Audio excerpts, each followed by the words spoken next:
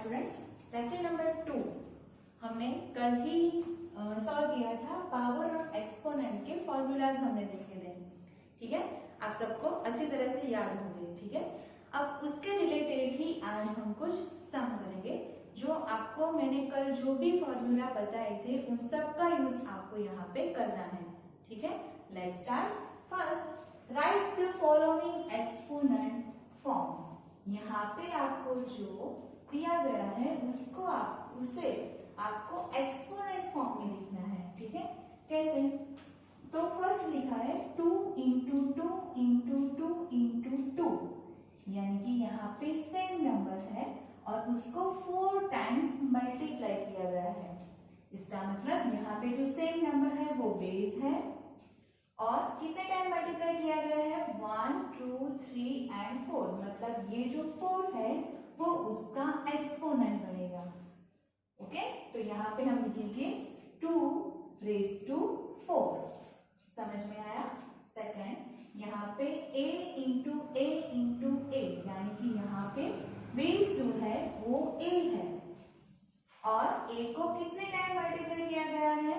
1, 2 and 3, यानी कि ये जो 3 है वो उसका एक्सपोनेंट हुआ a रेज़ टू 3। समझ में आ रहा है? ओके, चलो आगे देखते हैं। Number 3, 2 into two into 3 into 3 into 3, यहाँ पे 2 और 3 दोनों है। मतलब हमें जो सेम नंबर है, सेम नंबर कितने टाइम मल्टीप्लाई किया गया है वो देखना है, ठीक है। जैसे कि ये 2 है तो 2, इन दोनों में बेस डिफरेंट आएगा। इसका बेस 2 आएगा और इसका बेस 3 आएगा। उसके हिसाब से उसका एक्सपोनेंट भी डिफरेंट होगा।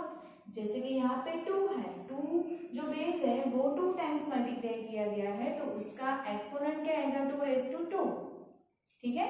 और ये 3 है, 3 जो है वो 3 टाइम्स मल्टीप्लाई किया गया है तो उसका एक्सपोनेंट क्या आएगा? 3 रेज़ टू 3। और ये जो 2 और 3 है उनके बीच का जो रिलेशन है वो मल्टीप्लिकेशन का है, सो हम वहां मल्टीप्लाई की साइन करना नहीं भूलेंगे, ठीक है। चलो देखते हैं। यहाँ पे बेस 2 है तो यहाँ पे 2, उसका जो एक्सपोनेंट हुआ 2 रेज़ टू 2, ठीक है। यहाँ पे मल्टीप्लाई है सो हम मल्टीप्लाई लिखेंगे और यहाँ पे 3, जो 3 बेस है उसका एक्सपोनेंट क्या होगा? कितने टाइम मल्टीप्लाई किया हुआ गया है 3 को? 3 टाइम्स, तो हम यहाँ पे लिखेंगे 3 रेज़ टू 3। ओके, आगे 5 into 5 into 5 into 7 into 7 into 7, यहाँ पे 5 और 7 दोनों डिफरेंट बेस है, ठीक है। तो हमें दोनों डिफरेंट बेस को डिफरेंट ही लिखना है, ठीक है। तो हम पहले 5 लिखेंगे। 5 कितने टाइम्स मल्टीप्लाई किया गया है? 3 टाइम्स।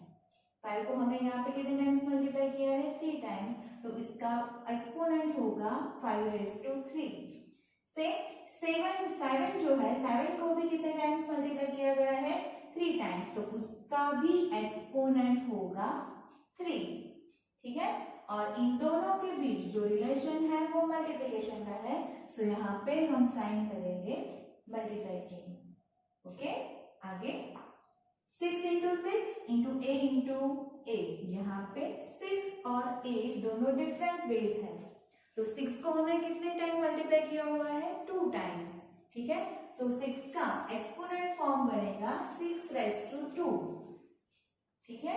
यहाँ पे मल्टीप्लाई की साइन और a को कितने टाइम्स मल्टीप्लाई किया गया है? 2 टाइम्स, यानी कि यहाँ पे a रेज़ टू t।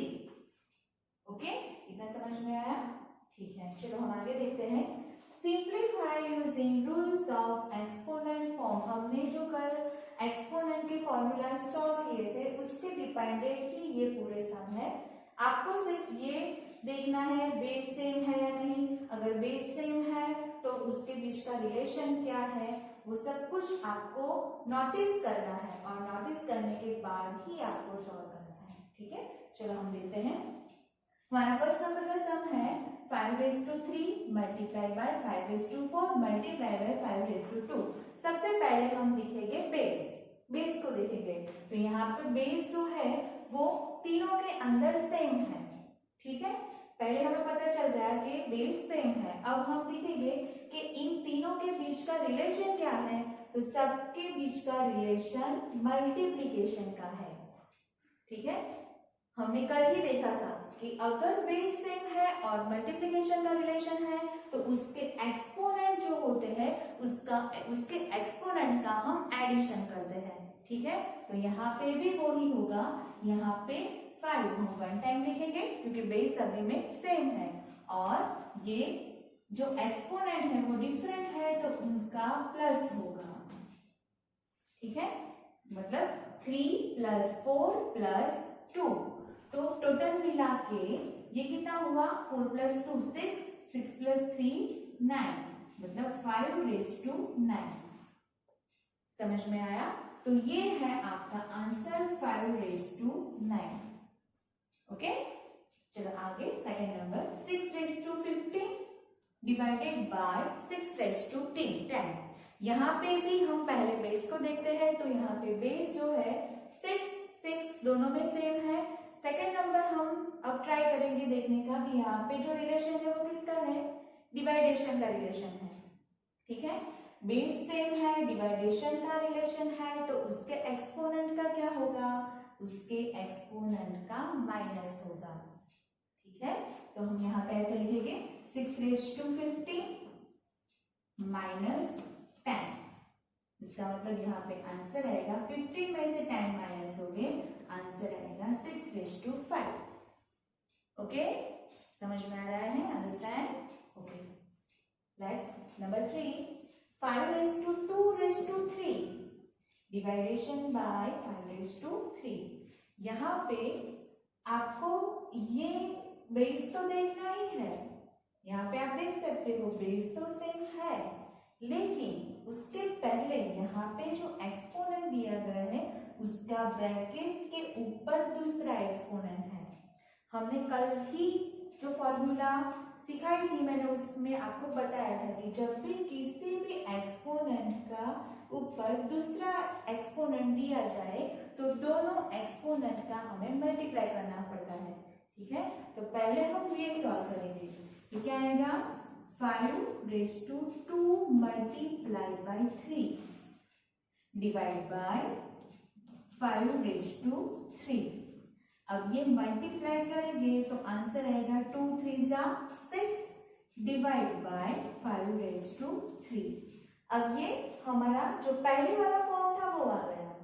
यहाँ पे बेस सेम है, डिवाइडेशन का रिलेशन है और एक्सपोनेंट दिए गए हैं, तो क्या करेंगे, बेस सेम है, डिवाइडेशन का रिलेशन है, डिवाइडेशन के रिलेशन होने की वजह से हमें एक्सपोनेंट को माइनस करना पड़ेगा। ठीक है, तो यहाँ पे क्या आएगा 5⁻6 - 3, सो आंसर आएगा 5⁻3। ओके, लेट्स नंबर 4 यहाँ पे 8⁻3 डिवाइड बाय 8⁻2। यहाँ पे आपको बेस सेम दिया गया है, रिलेशन डिवाइडेशन का है, सो उसके एक्सपोनेंट का हम क्या करेंगे, माइनस। ठीक है, तो यहाँ पे 8t - 2। आगे हम इसका कुछ नहीं कर सकते क्योंकि यहाँ पे एक आपको वेरिएबल दिया गया है और एक आपको कांस्टेंट दिया गया है, सो आप उसमें कुछ नहीं कर सकते, आपको इसी फॉर्म में आपका आंसर रखना पड़ेगा। ठीक है, चलो आगे fifth number 2⁻10 divide by 2⁻15 multiply by 2⁻3। हमने जो पहले जो सम सॉल्व किया उसमें क्या था, कोई एक रिलेशन था, मल्टीप्लिकेशन अदरवाइज डिवाइडेशन। यहाँ पे आपको दोनों दिया गया है, जब आपको दोनों दिया गया हो तब क्या करेंगे, सबसे पहले जो ब्रैकेट में दिया गया है, जो ब्रैकेट में दिया गया है ब्रैकेट को पहले सॉल्व करेंगे और उसके बाद ब्रैकेट के बाद हमें ब्रॉडबास पढ़ा हुआ है, पता है ना आपको, bracket of division, multiplication, addition and subtraction. Okay, उसके हिसाब से ही हम करेंगे। पहले ब्रैकेट देखेंगे, ब्रैकेट में ये जो 2 है वो दोनों में बेस सेम है और डिवाइडेशन का रिलेशन है, तो उनके एक्सपोनेंट को हम माइनस करेंगे। 2 - 15 मल्टीप्लाई बाय 2⁻3। यहाँ पे अगर हम इसे माइनस करते हैं तो आंसर आएगा -12। 5 बिकॉज ये 10 माइनस 15 है। हमें पता है जब भी हम सब्सट्रैक्ट करते हैं, कोई भी दो नंबर को हम सब्सट्रैक्ट करते हैं, तो उसके उन दोनों में से जो बड़ा नंबर होता है, जो बिगर नंबर होता है, उसके आगे की जो साइन होती है वो आंसर में आती है। हमें पता है 15 में से 10 माइनस करेंगे तो 5 आएगा, लेकिन हमें चेक करना है कि 10 और 15 में बड़ा नंबर कौन सा है, 15। 15 के आगे कौन सी साइन है, माइनस। सो हमें यहाँ पे आंसर 2 रेज़ टू माइनस 5 मिलेगा। ठीक है, चला आगे। और यहाँ पे हमें मिलेगा 2 रेज़ टू 3। अब यहाँ पे बेस सेम है, मल्टीप्लाई का रिलेशन है, तो उनके एक्सपोनेंट का हम करेंगे plus. 2 raise to minus 5 plus 3। अब माइनस 5 प्लस 3, एक माइनस है और प्लस है, तो हमें क्या करना पड़ेगा, उसको माइनस करना पड़ेगा। तो यहाँ पे आंसर क्या आएगा, 2 रेज़ टू माइनस 2। ठीक है, हमने कल देखा था कि अगर किसी भी बेस का एक्सपोनेंट माइनस आता है तो उसे प्लस में लाने के लिए क्या करना पड़ेगा, उसका रेसिप्रोकल।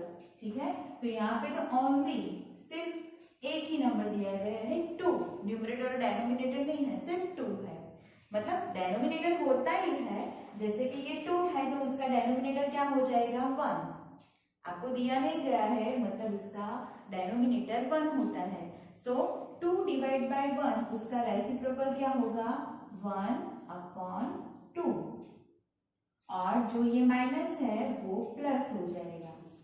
समझ में आया? ओके, चलो आगे देखते हैं। 2 raise to 0, 3 raise to 0 multiply by 5 raise to 0। हमने कल जो फॉर्मूला सॉल्व की थी उसमें मैंने बताया था, अगर किसी भी बेस का एक्सपोनेंट आपको 0 दिया गया हो तो उसकी वैल्यू क्या होगी, 1, नॉट 0।